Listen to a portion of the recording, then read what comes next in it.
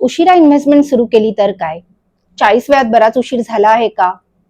Actually जे लोक त्यांच्या 20s मध्ये इन्व्हेस्टमेंट सुरू करतात ना, त्यांना पॉवर ऑफ कंपाऊंडिंगचा बराच फायदा होतो. पण अजूनही कितीतरी लोक आहेत जे ऑलरेडी त्यांच्या 40s मध्ये आहेत, पण त्यांनी अजून इन्व्हेस्टमेंटला सुरूच केलं नाही.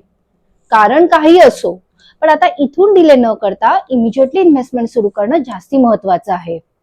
अशा इन्व्हेस्टरला हा एक फायदा आहे की आता ते जास्ती अमाऊंटने इन्व्हेस्टमेंट सुरू करू शकतात. आणि आपण जरी रिटायरमेंट एज 60 कन्सिडर केलं तरी अक्युमुलेशन साठी नेक्स्ट 20 इयर्स आहेत.